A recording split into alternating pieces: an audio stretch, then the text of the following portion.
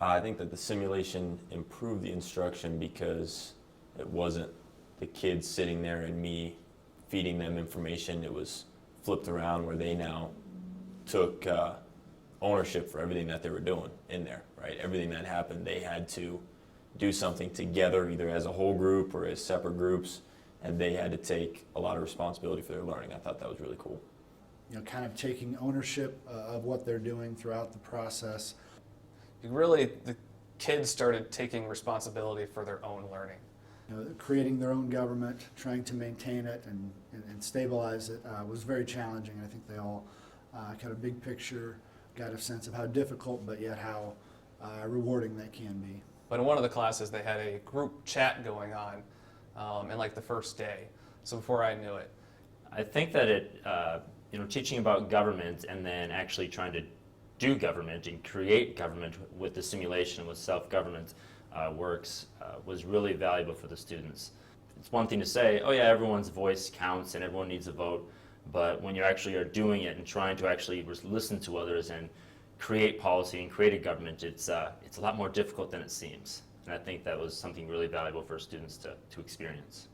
So it was interesting how quickly the class went from order to chaos and then back to order, because chaos to teenage students was completely reprehensible. There was one specific story, kid in class, he didn't like whatever they had, when we were putting together their constitution, their class constitution, he felt like the process was too slow or whatever it was, so he went home that night and he drafted 7 articles of his own constitution. He had emailed it out to everybody, shared it with them, they brought feedback back to him, and then he laid the whole thing out and brought it to me.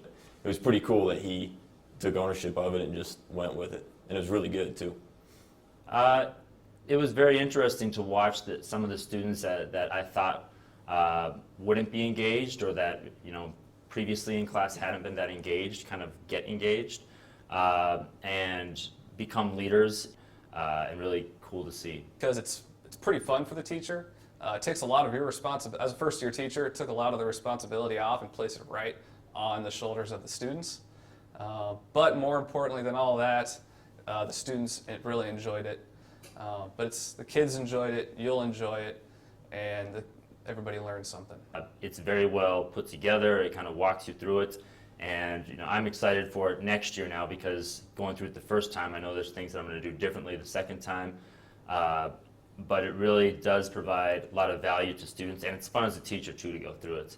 The way the simulation will influence me after teaching it is I have a much better grasp now on the primary documents that the simulation provides. So each student gets a workbook, and it's filled with primary documents from the Revolution era and beyond.